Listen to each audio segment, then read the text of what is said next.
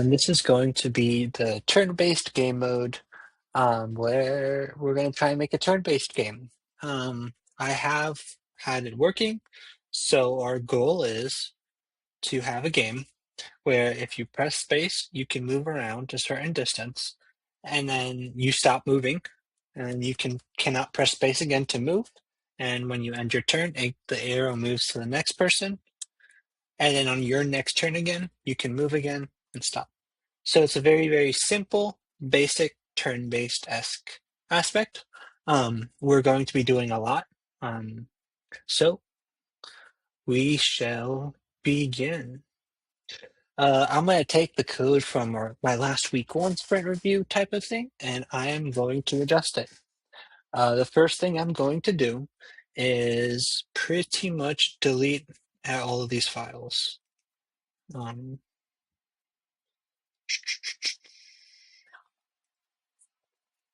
And then for organization purposes, inside of the game, I'm going to do three separate folders: components,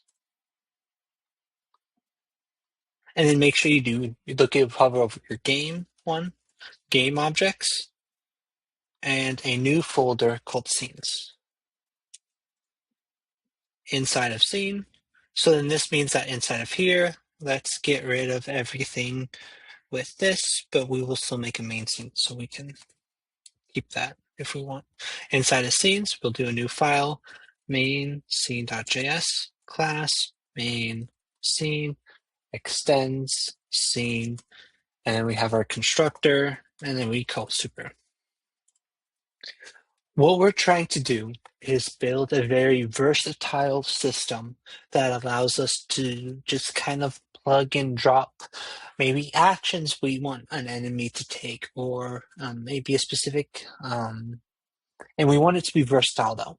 And that is one of the harder things to do, and it requires a lot of infrastructure to take. Again, just to reassure it, you have to transcribe my code. Yeah, let's kind of begin. We first want to change this back to main scene. So that is that. Okay, now big picture. What do we kind of want? Well, there's two types in a turn-based game, and this will kind of be a way for me to stay organized. The first one is enemy characters, and then another game object that will kind of come up often is player characters. And we want to kind of create a solid base class. So let's kind of start with the player character game object first. So first we will play a player character game object .js. And we'll do rename to just make sure player character extends game object. And obviously we do the same thing as the constructor, and we do a super. Well, now let's actually try and make the player character game object. So yeah, let's us create a player character. So let's do a player's character. Let's do a square game object just to make it simple. And we can look at this player character class, player character square game object, but we can extend the game object. And it would work the same where we reference game object, but I want all of my player character game objects, if they're square or rectangle, or you can name them like Simon or Hector or Isabella or whatnot. If you want to make it very, very expandable system, what we want to do is instead of having game object be what we extend, we want to extend the player character game object itself for each instance of our characters that we create. This will kind of do a couple things. The first thing is we are able to have a lot of core overlap stuff um, happen. So say, for example, all character game objects need some a component. Then we can just do this inside of the parent one, which we will be referencing actually. So there's some of that stuff. Um, what else? I think that is the core kind of idea. So um, yeah, so say for example, we eventually create a health bar game object, and we want every single player character game object to have a health bar above it just to signify health. What we can do is we can actually do this. We can do this dot add component, and then we just do a new health bar game object. And now every single player character game object will have a health bar game object. So this will help us kind of simplify a lot of stuff. Now we want to do a polygon component. This dot add component. Component, and we do a new polygon. And with that new polygon, we want to have points be a list, new vector 2. You could do 0, 0. This is going to be not temporary, but a good kind of. So we could do 0, 0, 0, 50, negative 50, 50, and then negative 50, 0. Okay, now with this inside of our index, we need to kind of adjust some stuff now. So inside of game, so we need to do first, we need to go to scene, and then we go to main scene. For game objects, we need to go to game objects and then player game object, and then there's two of these that we need to add. So there's the player character game object and then the player square game object, player character square game object. And then inside of yeah, that should be good enough for right now. So now we just need to go into our scene. This dot add game object, or this dot, sorry, instantiate new. Let's do player character square game object, new vector 2, 400, 400. And let's just see if it appears. Yep, and it appears. Okay. Let's clean up that and clean up that. And one thing to note now is that we can actually have equal this stuff. So we can actually have it return a value. Okay, now let's just do a basic enemy. So now inside of enemy, let's have a, let's go to enemy now. And inside of here, let's do an enemy character game object.js.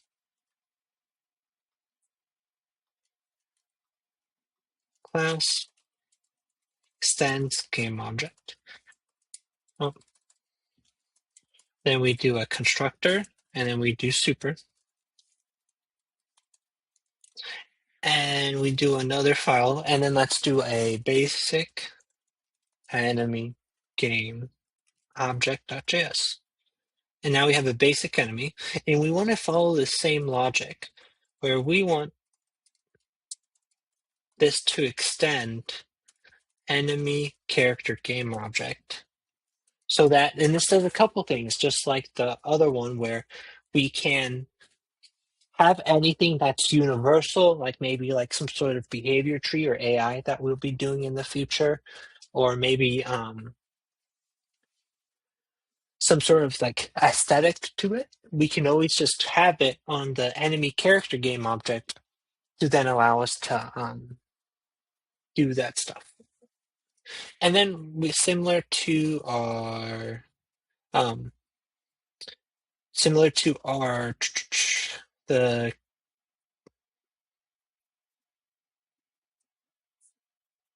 yeah, so similar to this, we will for the game object, we want to just add a polygon component.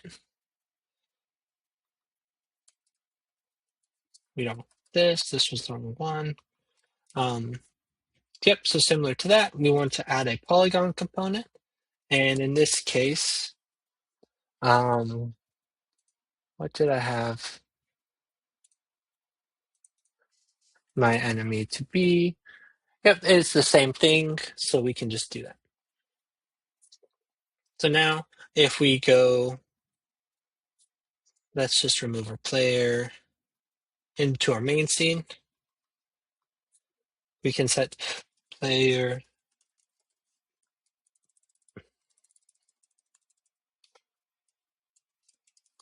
game object equal, and then we have to do that, and then let's do a let enemy game object or enemy one equal list dot instantiate new basic enemy game object new vector 2, and let's do 1200 100.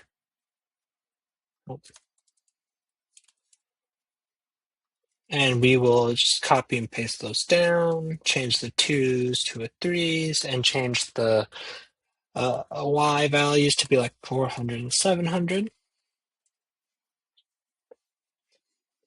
And then inside of here, what we need to do again is we need to change. We can just carry that. And we need to do enemy characters and basic enemy, and then enemy character. So now if we run it, we should also have a reference. We do not. So let's just do a quick console. Enemy character and basic enemy is not defined.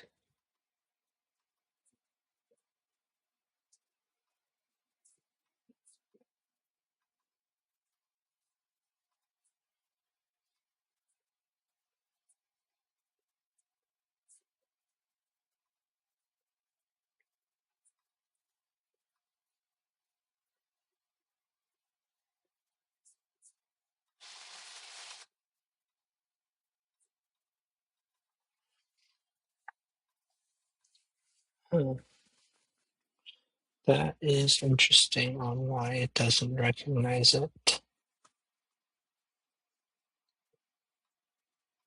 So it'd be game objects, enemy characters, basic enemy game object, enemy character game object.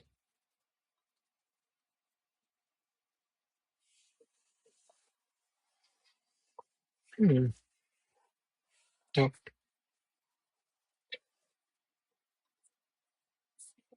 Recognizes it there.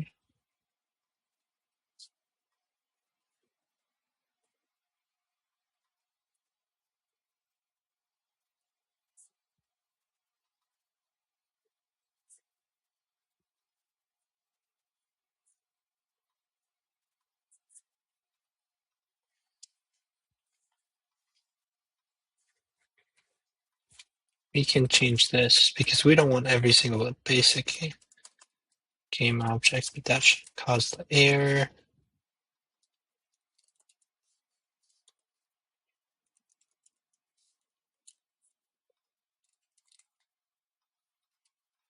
Still not like it. Still doesn't like it.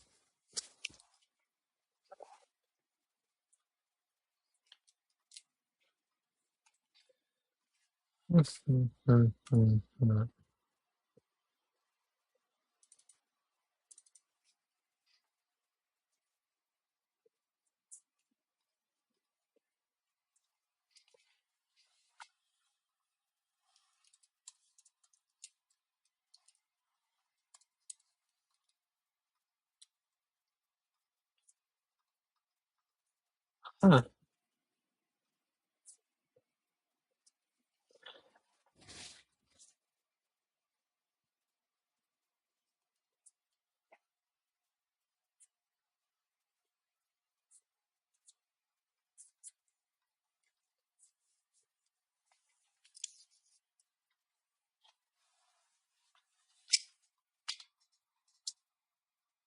Okay, let's try this again. So we do dot slash game, game objects, enemy characters, basic enemy game object.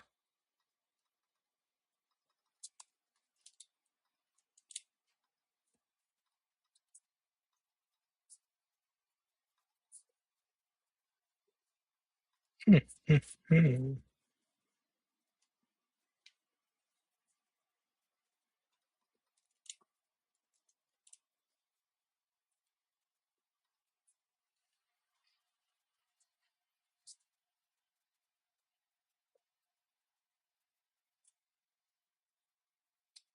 I do not know why.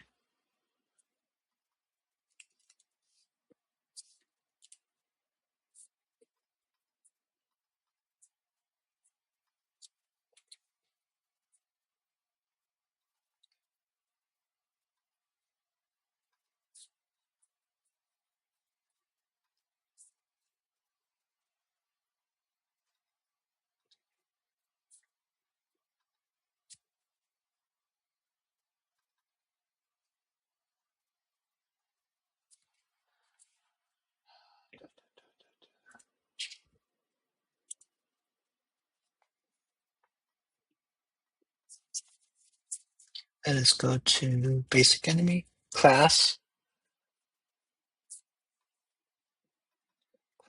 enemy game object. Maybe I spelled it.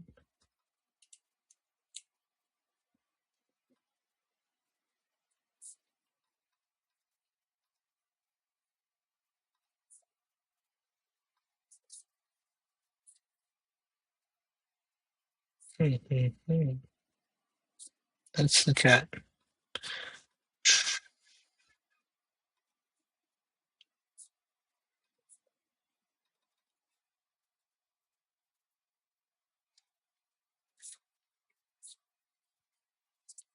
Hmm.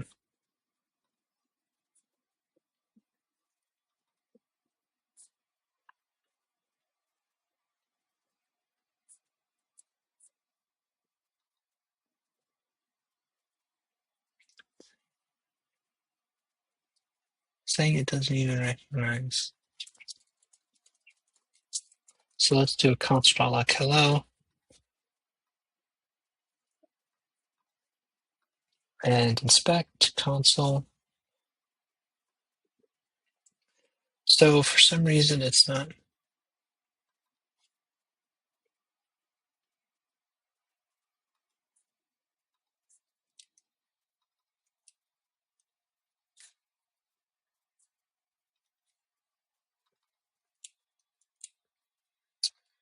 Well,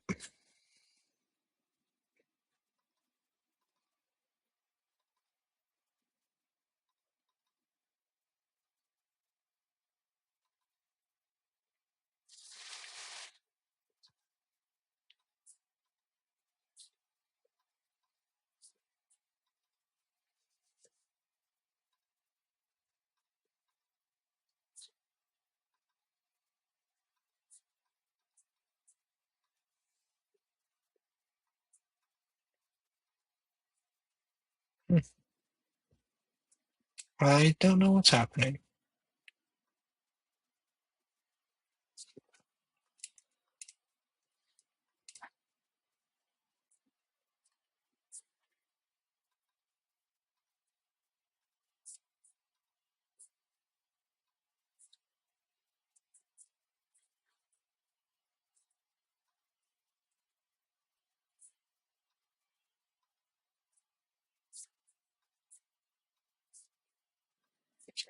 Okay, I figured out the issue. It was kind of uh silly.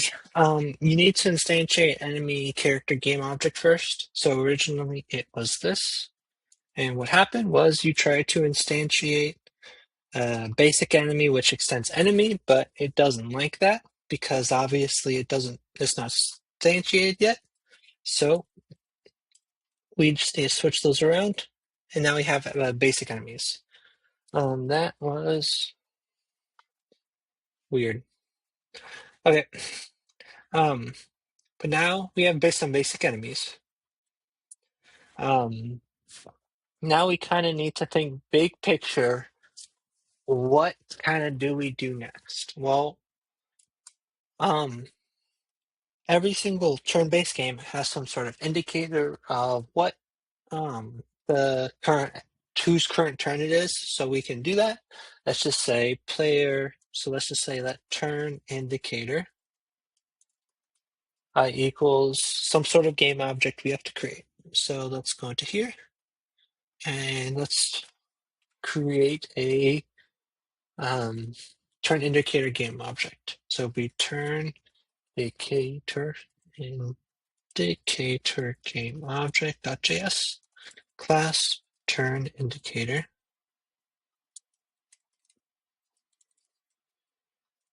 game object extends game object constructor, and then we need to call super, and then we need to actually create our first real component.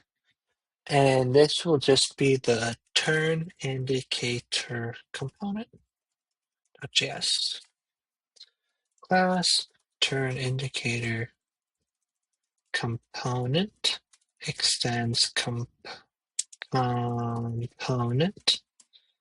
and then we have a constructor.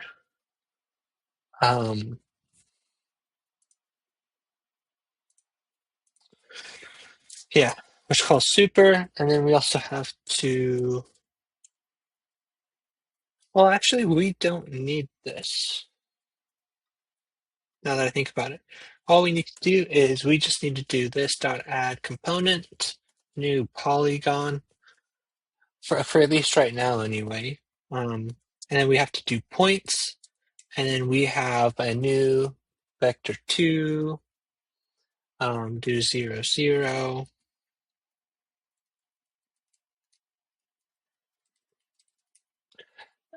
and then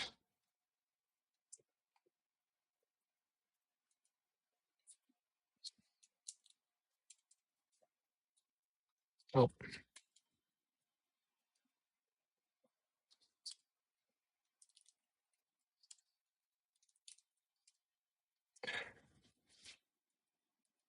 then we do a comma vector2 0 0, and then we do like -10, -10, and 10, -10. And then we need to instantiate this. So inside of our main scene, that turn indicator equal equal this dot instantiate new turn indicator game object. And let's just do a new vector2. We can do 0 0. And we need to go into here, into game objects. And then instead of player character, we do turn indicator. And instead of 0 0, we will kind of quickly just do a small adjustment of like 100, 100. Wait, so now we have our turn indicator.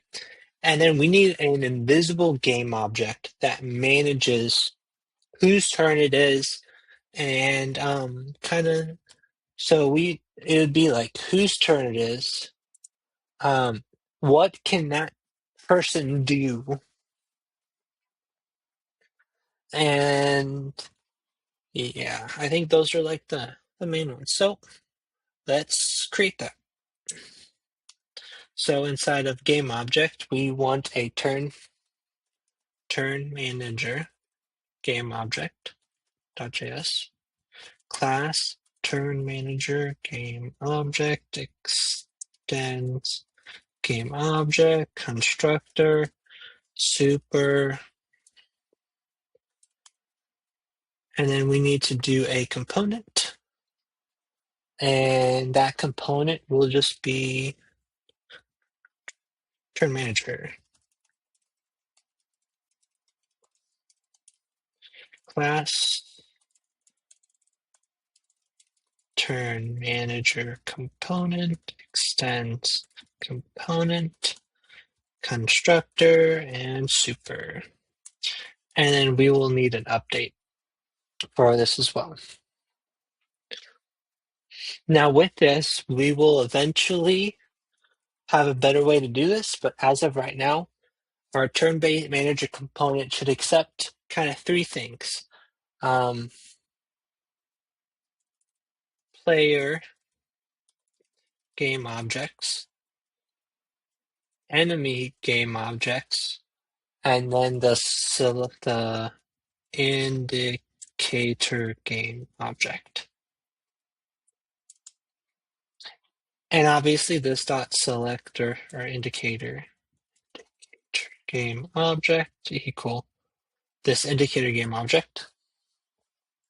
We also want to then have some sort of index for where we are in turn order. Current index equals 0. So we'll start at, assume index 0. And then what we want to do is we need to now adjust it to where turn order is based off of some sort of speed variable. So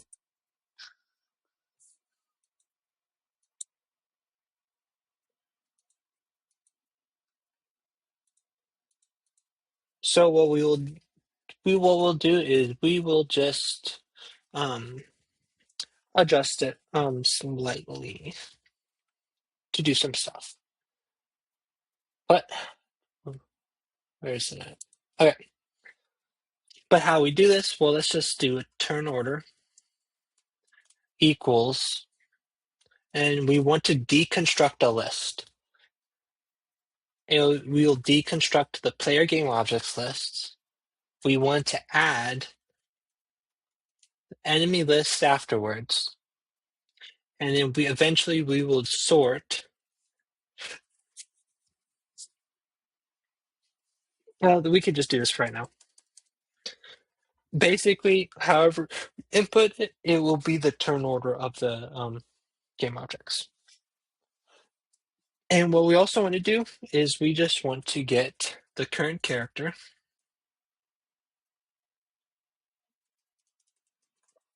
and this be turn order at index this dot current index.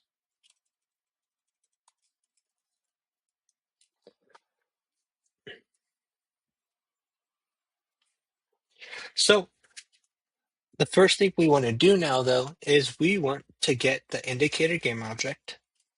We want to get its transform dot position and set it equal to a new vector 2. And we want that vector 2 to be the current character. The current character's transform. So it'd be dot transform dot position dot x and then dot y. We need to add some stuff. We need to add some components first of all, so we shall do that.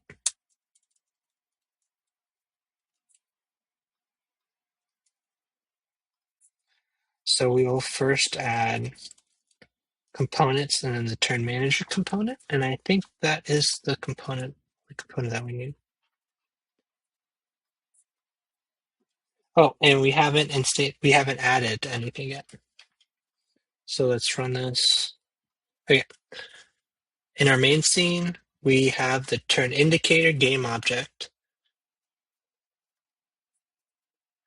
And we now need to add this dot add component, new turn. Oh, no, not the turn indicator. We need the turn manager. This dot add component, turn manager component.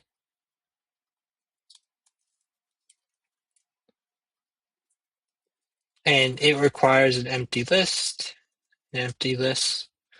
But one thing we actually see now, though, is that communication between game objects can be kind of hard. So one way we can get around this is, or temporarily, is use the references of, use these references to communicate temporarily. So, well, we say we needed to communicate. Well, first we'll do turn manager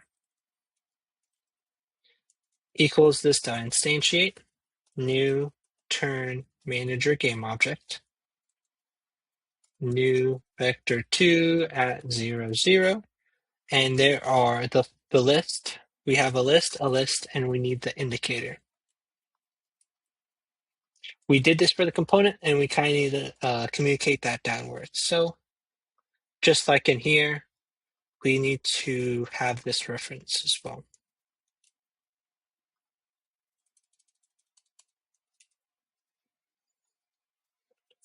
So we pass down the player game object, the enemy, and then the indicator. To go over this, we will have a better system. This is a temporary solution, but when we instantiate game objects and all that stuff, we can get references to them and then use those references to pass on.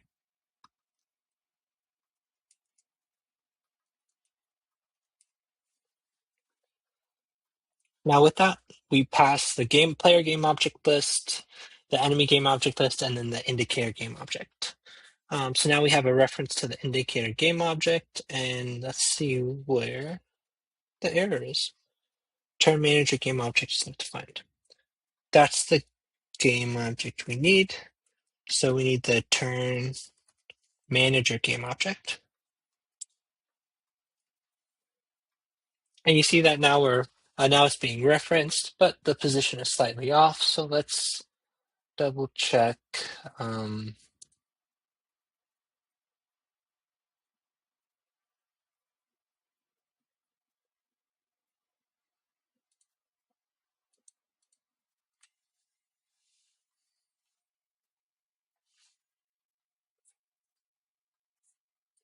Oh yeah, I see. We want there to be a slight offset, so we'll just subtract 25 from it so that it is there. Okay, let me just make sure. Okay, so now we have the players, we have the enemies scroll for on the other side. You can always adjust the colors as need be, but now we're kind of going into the nitty gritty now of how do we continue this forward. Well, I think the easiest way to start is the players. Obviously, each player is going to have some sort of player, some player character component.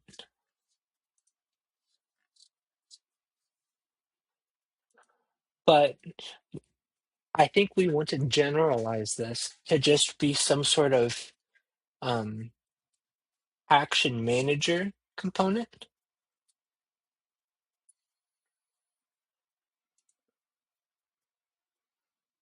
Oh yeah, let's generalize this even. Let's do this. So let's get our components, and what we want to do is we need a character component.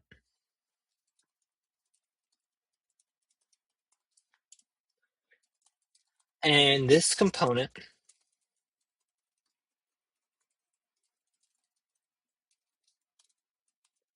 is obviously going to have the constructor, which calls super. But what we want a couple of things in this. This is going to be our way of managing variables and that stuff. So the way we will start is we need a couple variables to even begin with. But each character will have a couple of things. We need some way to first see if they should go. So some sort of, well, actually, so now we have a character component. I think this will make sense. So now we have some sort of character component, and we have where is it? The turn manager. What we want to do with our turn manager component is that we only want to update whoever has a character component, and we want to access that character component to manipulate stuff like if they can go and stuff like that. So after we go into update, first we need to see if they are an enemy, because obviously we can't the person that's playing the game shouldn't update enemy. So if this dot current character is an instance of enemy character game object. This works if they are a child of an enemy character game object class as well. So and then what we want to do is we want to do a simple if statement if they are known as enemy, else if they are enemy. If they are not an enemy, this means we have to like wait for player action. If they aren't, then this is this dot enemy turn. Now let's create those functions. So wait for player action and enemy turn. Okay. We also want a very easy way to manage ending turn and going to the next turn. So let's do that. We want to be able to end the turn, and we want to go to the next turn. When you end the turn, we want to call this dot next turn. And when we call next turn, we want to update the current index. And we want to set the current character equal to the turn order. And one way to actually simplify this a lot is just do the current index and then use the remainder, this dot turn order dot length. And then always kind of get the next one up.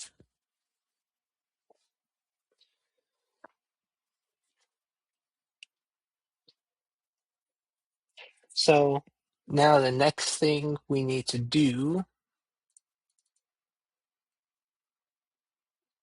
is when we actually wait for the player action, we want to get that character component. So let's do a class variable called current character component equals this dot current character, and then we want to get their components.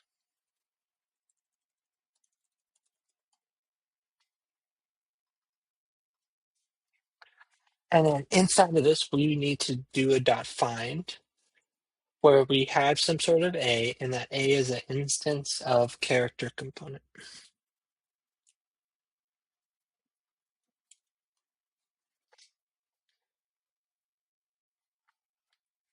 So now that we have the character component, what we need to signal now is that it's their turn. So we want to get a variable that's called current character component. And let's just do a has priority equals true. So that means in our character component, we need to get a has priority variable, and we set that equal to false. Inside of update, what we first need to do is do an if statement to see if they have priority. And if you have priority, you need to do something. What can you do? Well, let's have a abilities variable to see what you can do. And then each ability cooldown. We need some sort of cooldown now for all the abilities, or we will eventually. And then we need to keep track on what is our active ability.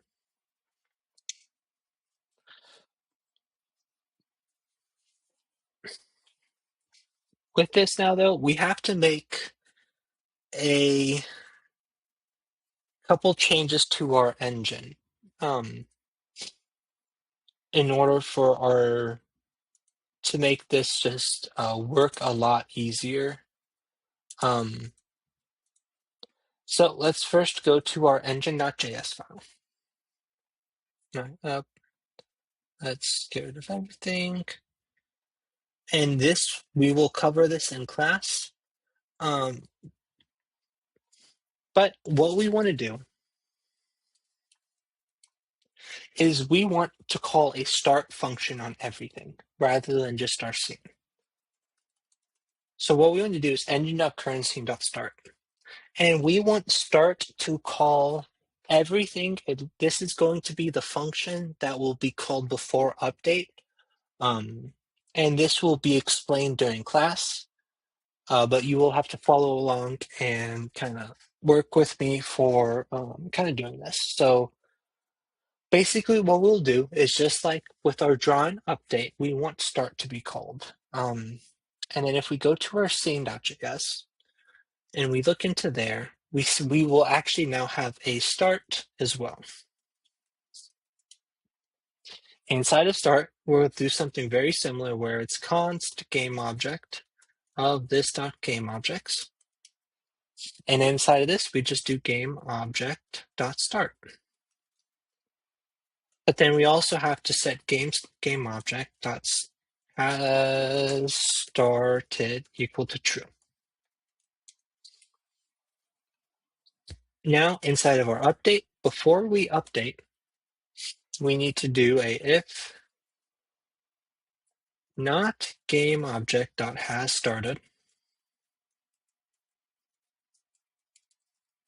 If it hasn't started yet, we want to do a game object dot start. And then we also want to do a game object dot has started equal to true. And now inside of game object, what we want to do now is we need a variable in here called has started. And that will equal false. And then when we now have to do a start, and then just for const component of this dot components component dot start. And then we do the same thing inside of update, where we first do an if statement to say this dot has started.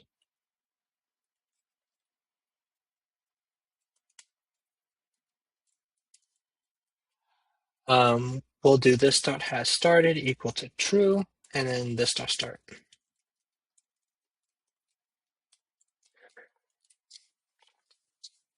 This will make sense in due time, but it just really helps establishing some stuff that we will be doing within this video. Okay, so now inside of our main scene, we still have everything as that. Let's go back to character component now. And let's look at abilities. So when we go create a player character square game object,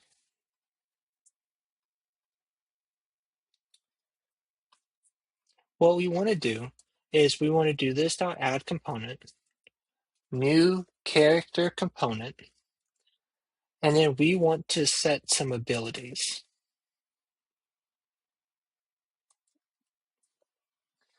But it's going to be, how are we going to do abilities? There's one way that will make, I think, to make the most sense. So when we have abilities, abilities are just kind of temporary components. Let's comment this out. So what we can do is when a person has activated an ability, we can say, okay, let's add this temporary component that represents this ability. For example, with our move component, what will happen is when when they do the move ability or action, they will be able to move. So what we'll do is we'll add a component temporarily and say, okay, if you you do your arrow keys, you can then update, and then some sort of trigger will end that component. Once that trigger ends that component, we will remove that component, preventing them from moving again. So let's expand that and let's create a new folder called, let's do actions. I think actions will make better sense. And then we will create a new called action ability. Actually, let's just do action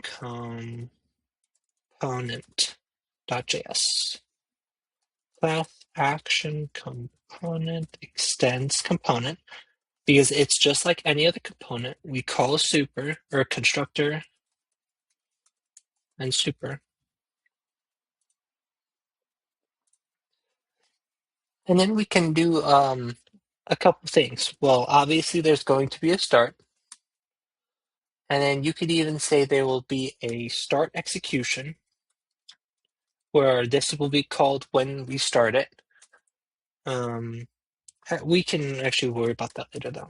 What will every action have? Well, there's a couple things that we could do. There is we need to make a couple static variables. One of the static variables we want is a max cooldown. Every single one will at least have a cooldown of 1 because we don't want you to do like 20 of the same actions on this turn. Then the next thing is that there will also be a local character stats variable, which is just some sort of dictionary, and then a local cooldown variable that is relative to each action. Finally, there will also be a static required stats variable that will just mean that we'll need some sort of stat in order to actually use this. So for example, for a movement action you may want to do, you need a speed and you need some sort of speed variable to indicate how fast you can go, and then some sort of distance variable that allows you to go that distance when you take this. So for example, let's create our first action just to kind of give you um, a good start to what. So let's do a move action component.js.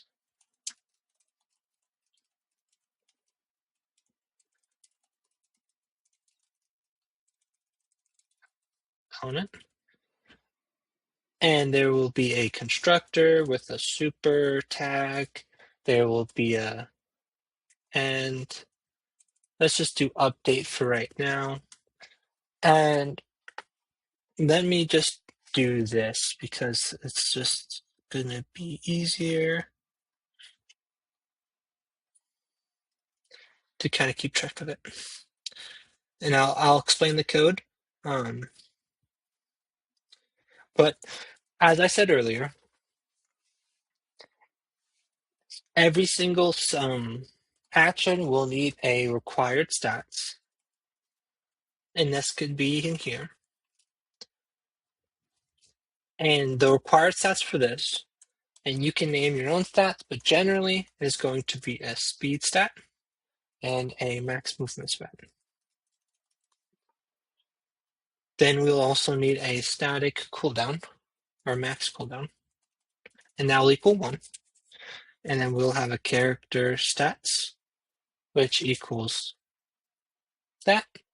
And then we will have a cooldown. We'll truly cooldown. Inside of our constructor, we'll just do a temp like movement left equals 300.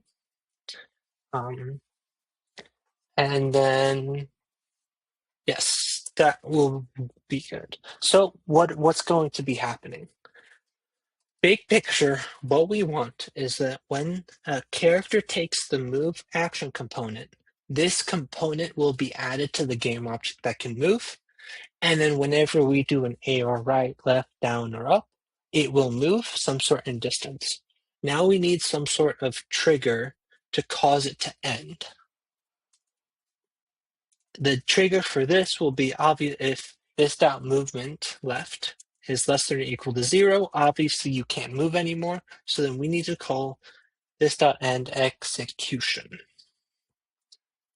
In this function will be called to just end whatever it requires to end this component. How do we do this? Well, first we have to get the game object, and we have to find the instance of our character component. Because inside of our character component, we have ability cooldown and ability that we need to adjust. And active ability, sorry. So once we get that, what we want to do is we want to get the active ability and set that equal to null because we assume that it has been set when we started. And then we continue, and then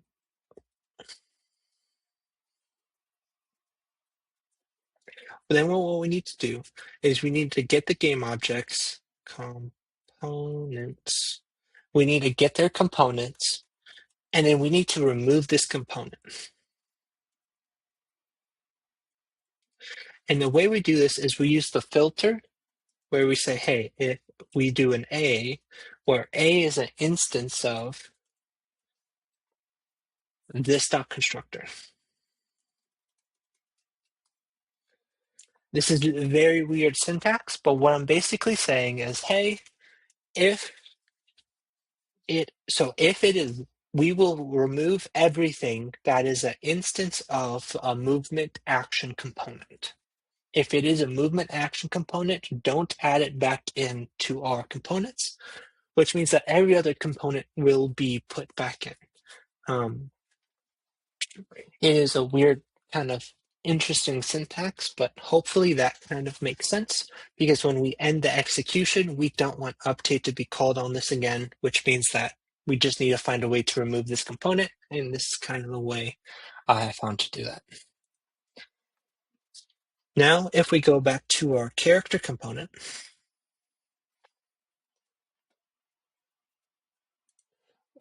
there's a couple things we need to do now.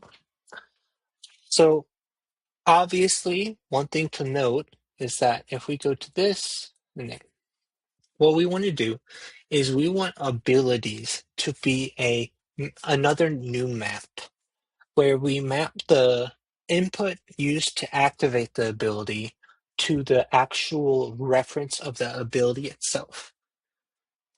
So inside of our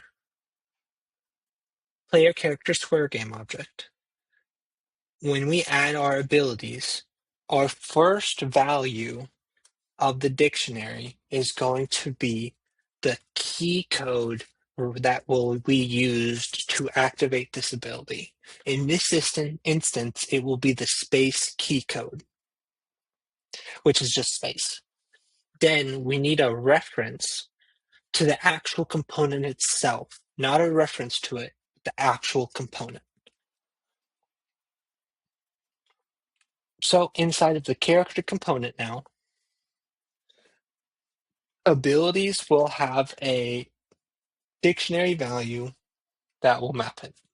Now we have to update our ability cooldowns depending on what values are in our cooldowns. So we need to loop through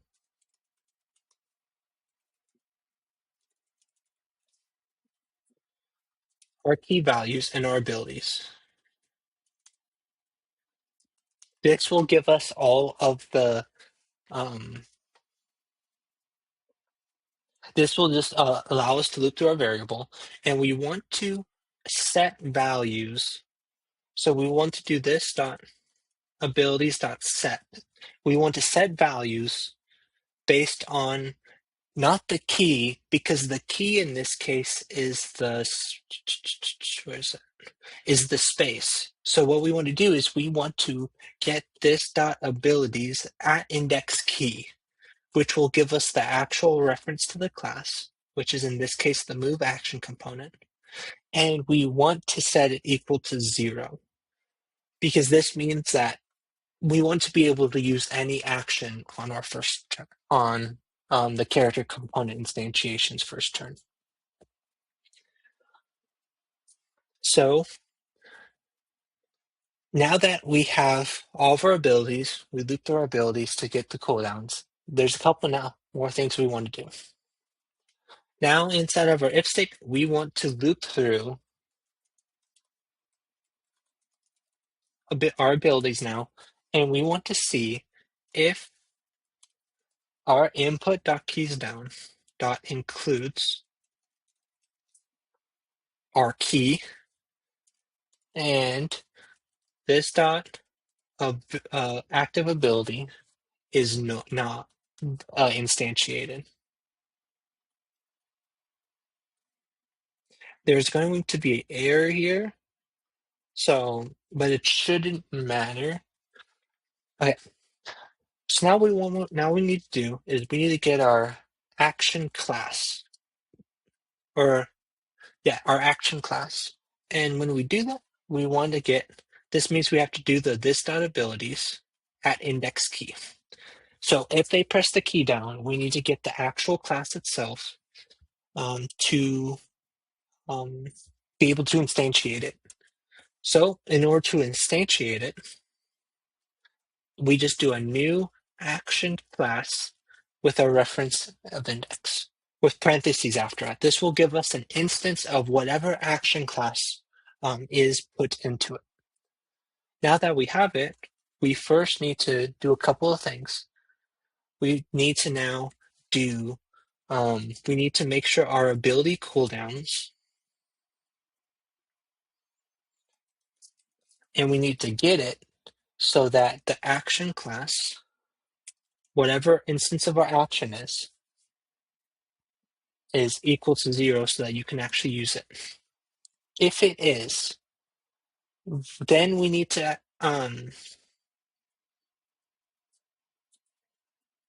instantiate the active ability, and we need to set that equal to action. And then we also need to do ability cooldowns, and then we need to set the ability cooldown of the action class, whatever that value is, equal to the action class static variable of max cooldown.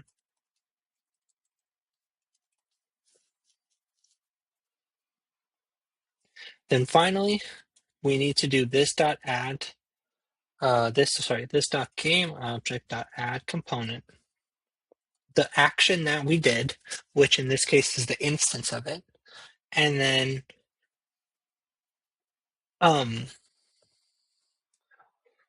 now we need to actually, how do we communicate the stats between our character component and the actual action itself?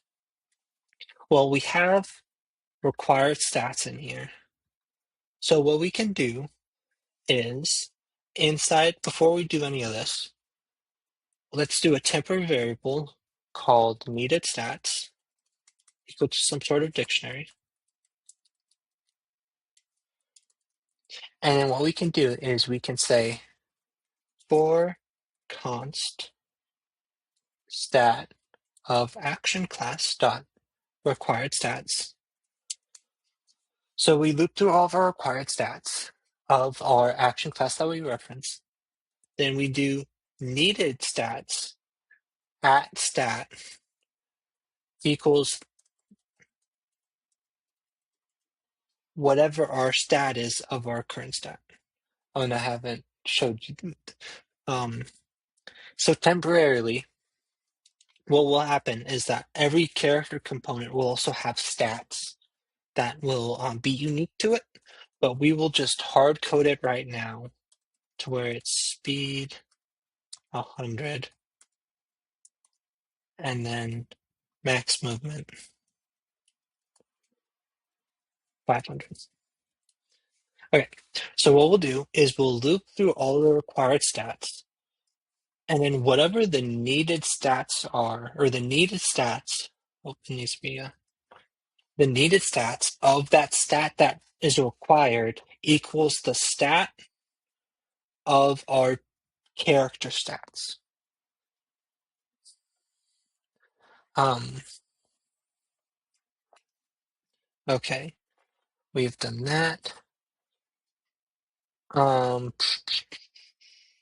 the next thing we also need is some sort of end turn logic. The reason why I am not testing this stuff as you go is because it is all intertwined. It's hard to test one thing without the other. So what's going to happen is that I will just have a kind of jumbled mess pretty much at the end. And then we will debug from there and we'll show you more advanced debugging. But one final thing we need is inside of our action, we need to transfer that variables that we stored in our needed stats. So our character stats will now be needed stats, whatever our needed stats is. And then we need some way to end our turn. When we end our turn, what we want is the abilities cooldown. And we want to do a thing called for each. This will allow us to do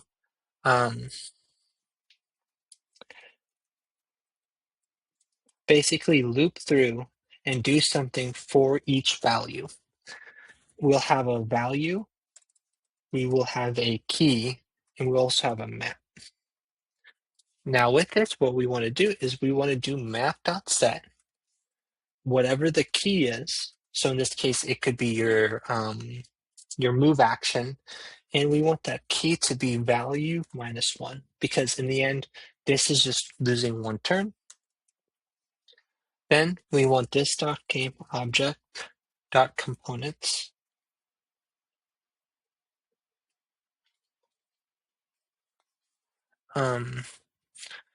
And with this, what we want to do is we want to remove any other remaining action ability components. Because say you press move and you move half your distance and then you end your turn, we don't want that to carry over. So when we do that, we do components, we do something similar to what we did earlier inside of our move action. But instead of filtering it based off of a specific instance of, we want to do it on the parent action component. So if any component is part of the action component, we want to remove it, and we don't want to have any sort of reference to deal with it at the end. And then finally, we want to then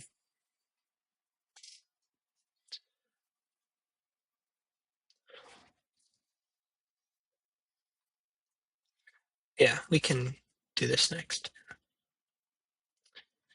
And then obviously when you end your turn in here, what we need to do is we need to get the the instance of the turn manager game object. We need to communicate that our turn has ended to the turn manager game object.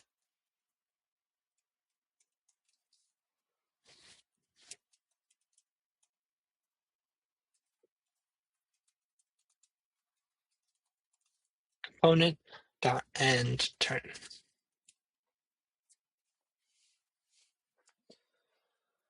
Okay.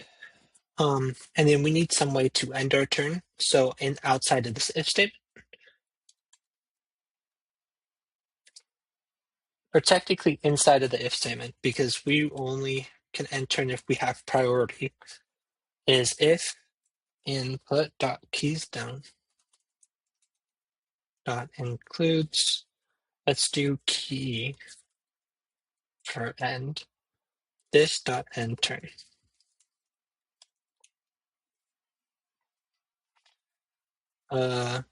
What's the time looking like? Okay.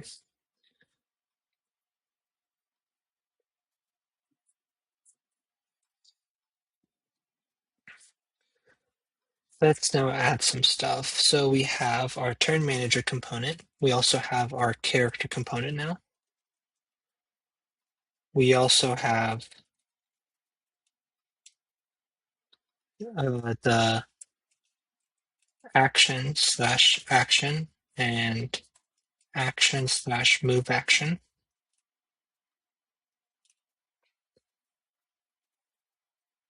And then component.start is now a function.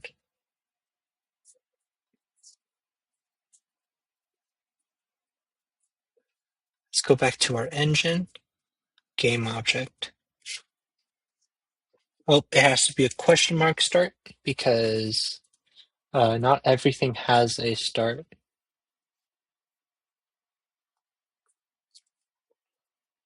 Right. And then we also need to go into here and inside of our components, we give them a start.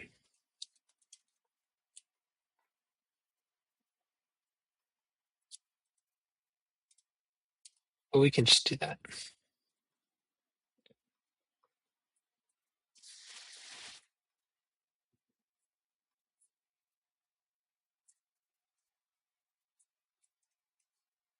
Hope it is like that.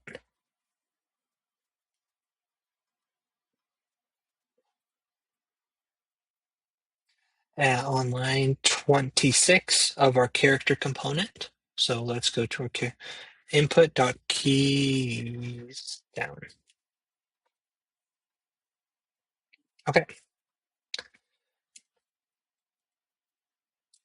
So let's look at this. So let's get rid of all the console.logs first so I can kind of show you how it should be done. We can get rid of that. We can get rid of that. Okay. Let's go to our input.js and let's do console.log event.code. So I can show you what's happening. Inside of here, I press my spacebar and now I can move. Okay. And now we have an error when I reach the end of the movement. So let's look at this. So let's do there. Let's put a breakpoint and let's try this again. So I click space to move. So I have this dot game object dot find.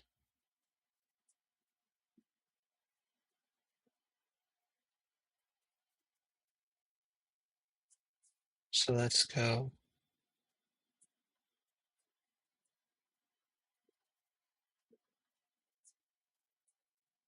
Okay.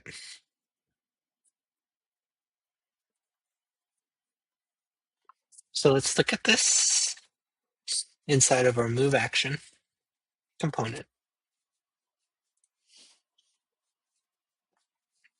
I have this dot. Okay, it needs to be the components. So dot components. So let's try this again. I press space. I can move. My turn ends. There's no error. You can continue. I then click my E to end my turn. And then you see it switching.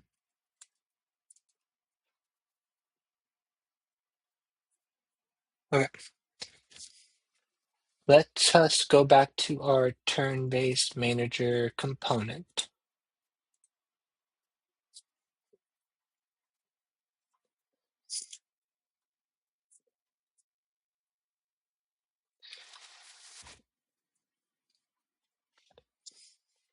So inside of here, obviously, inside of there,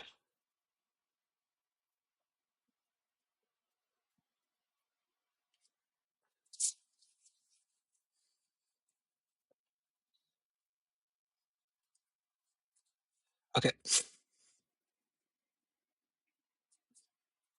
Let us now remove all this stuff and restart from the beginning. So they don't have that. When I press space, can't move. So then there's something wrong with our turn-based component. Let's look at it. Let's check this out. Turn manager component. So in the Indicator game object, turn order, this is temporary. We update the selector. We see if it's an enemy.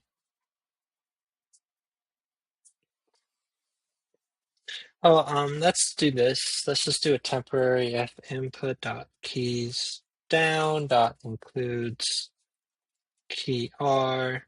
We'll just end our turn.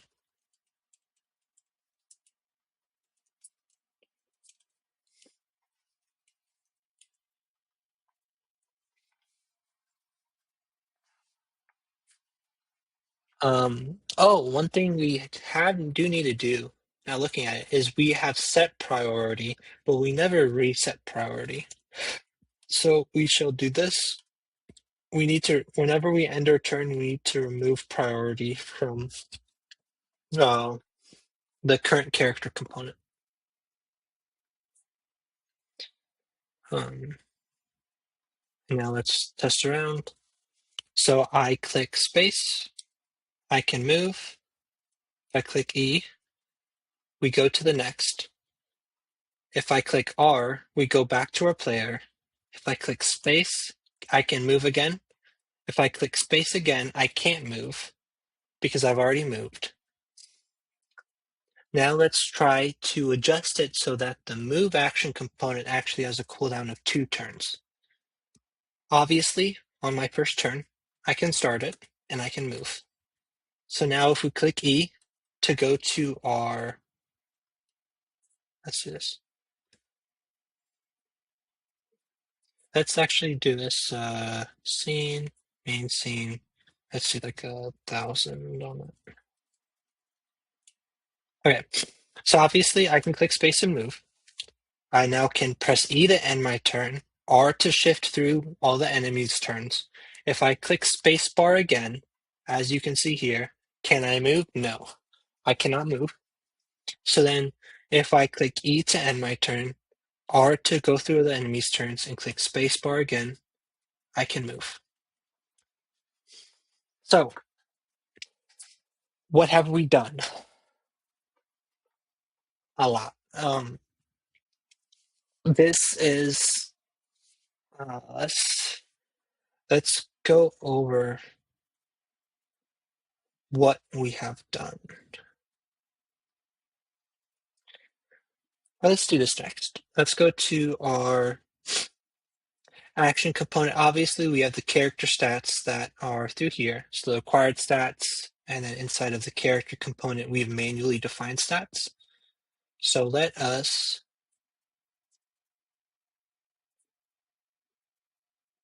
actually define stats in the thing.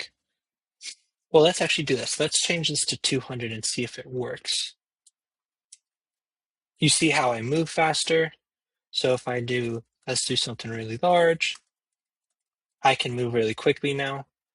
So obviously the character component to the component or the action or ability component stats work.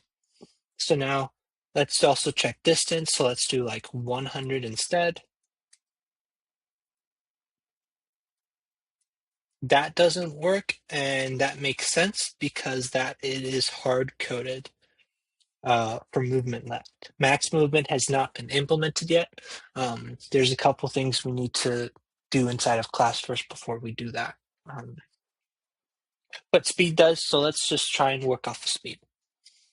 What we can do is inside of our player character game object,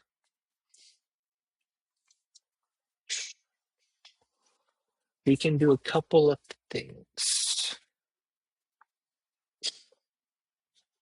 Player character, yeah. When we add components,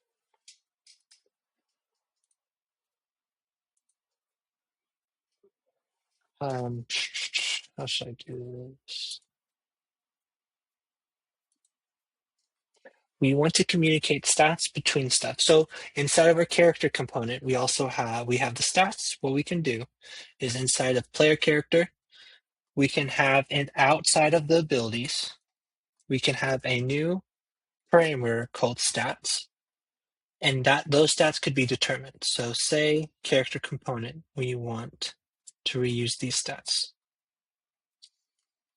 But instead of that, we want to do movement 500, and let's change this to speed of 1 to make sure that we can do it. So then let's try it. It should be technically, it should be a speed of 500, as you can see, because we overrid the character's predefined stats.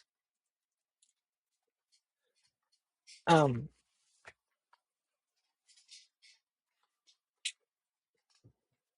yeah, I think this is probably the best stopping point of implementing new stuff, but I'm gonna go over everything one last time to make sure that I just am not throwing word salad at you and for you to not understand it. Um, all right. So the first thing we did was we created some game object parent classes. These parent classes were the player character game object and the basic enemy, or not basic, enemy character game object. With this, there's a couple things that we did. What we were able to do is create children of these game objects to be able to group them together so that they can be easily identifiable. Because there's a lot of benefits to this. I want health bars on all of my enemy game objects so that the players know who's weak. Well, what we can do is we can now instead go into our basic enemy game object, and then rather than instantiating for every single type of enemy game object, we can just do the parent enemy character game object, and we can just add the component of the new basic or new health bar. And when we add that, every single child class of basic or of enemy character game object will also have a health bar. Okay. With that, we have to now. So now, if we want to create a new enemy, what you can do is similar to this. You can just have a boss enemy game object, and it just extends the enemy character game object, and it has its own polygons and that stuff. So the next thing that we really took a good look at is the indicator. And the indicator is just a triangle to show whose turn it is. We throw the indicator on the screen, and we communicate with that game object between parameters and a constructor. So inside of your turn manager game object, we have that turn indicator game object. And inside of the turn manager component, we just update it to be whatever the character or current character selected is. Now for the hard stuff. Our turn manager game object. Our turn manager game object has a list of player game objects and a list of enemy game objects. These are both sent through the scene with the turn manager game objects constructor. So inside of the turn manager, we have a constructor, and we just pass those variables to the component. Inside of the component, what we have is we set a reference to the indicator game object. We set the current index to 0 because we want to always have the first person be started. And then the turn order is just this, which is a simplified way of saying, hey, we have this list of player character game objects. Let's deconstruct the list, and then we do it for both, and then we combine it into a new list. And then the current character is just this turn order at index 0, which at the current index, which is 0. Whenever we call update, we want to readjust the indicator character game object because we want to make sure that it stays at the latest position of the player. Then what we have is a Boolean value of is enemy, because if it's an enemy, we can't do much because we will have to wait until behavior trees and AI and that stuff. But if it's a player, we need to wait for player to do some sort of input. How we do that is we get a reference to a character component, which is here, and what we do is we just say, you know what, that character component has priority to do whatever that character can do. We don't care what it does. It's just it has priority to do it. So inside of character component, we have the has priority variable. We have a stats variable that can just be this now. We have an abilities variable, a ability cooldown, and an active ability. So inside of our player character game object for Square, let's do a couple things. And let's go to character component. Inside of our character component, sorry, when we instantiate the character component for a player character game object, we establish what abilities it has. So in this case, it has the move action component, and we're able to communicate what causes that by using a dictionary. Many of you, if it's through Python, or a structure through, I think it's called a structure in JavaScript, but we use curly brackets to indicate that whenever the space means move action component. So with this, what we are able to do now is, now that we have some sort of abilities, what we can do now is we can say, hey, all of your abilities have a cooldown of 0. You haven't used them yet, so that's why they are a cooldown of 0. If you want, you can change your cooldown to be, what's it called? The this dot abilities at index. You could get the max cooldown of it if you want. But I think starting off at 0 just makes the most sense. So now that we have our cooldowns, we can say, hey, if this character has priority, for every ability inside of our abilities list, if they press that ability key to cause the ability to activate, we get the reference to the actual key of the actual action class, which in this case is the class itself, not an instance. We then instantiate that class into a variable called action. We say, hey, if the ability cooldown we have, if the ability cooldowns and we get that action class, and if it's the cooldown is 0, that means we can use it. So then that means that we need to get the needed stats, the required stats for whatever ability we need. And that is done through the ability class itself, or the actions class itself. So the actual action, there's a static required stats. We get those required stats by looping through the required stats and then getting whatever the required stats are, or from the stats that are delivered to us through the main scene, not main scene, through the actual game object when we do it.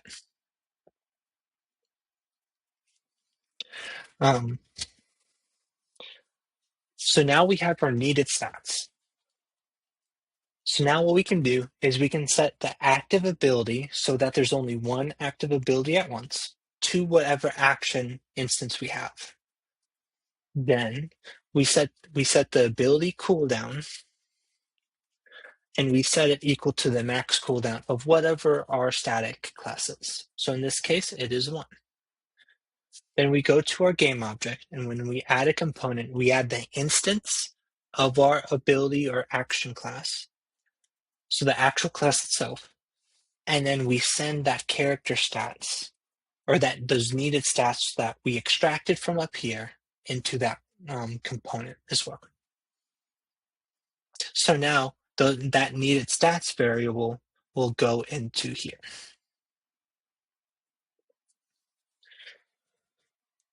Then if we have priority and then we press E, we end whoever's priority's turn it is, which means that we decrease all of the cooldowns by 1, and we get the components and we filter to remove any action component.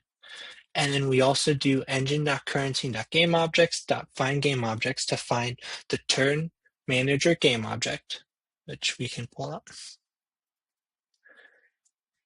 We get the turn manager component, and then we end our turn to remove our own priority through the turn manager component. This will also cause us to go to the next turn, which means we increase our index and we get our new character's turn, or the new character can reset up their own priority. This is a lot, but this is kind of the core idea of turn-based, because now when we want to add a new action component, all we would have to do is create a new component that extends the action component, give it the required stats, the cooldown that may be required, and what we can do then is now go to town. So now we have a slashing attack, so you could now spawn, it could have a component that uh,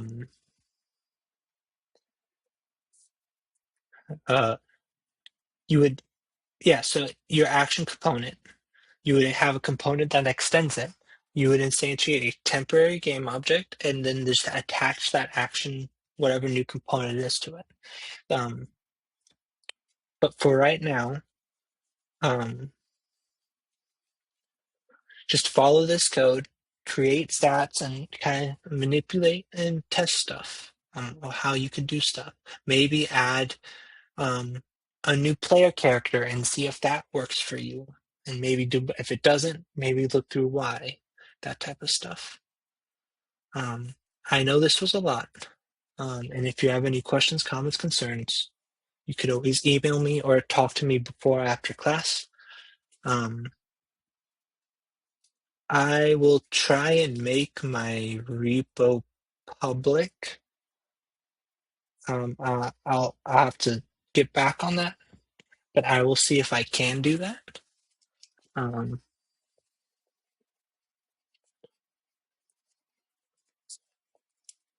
But yes, that is the core idea on this first sprint day of or sprint week of our turn-based game.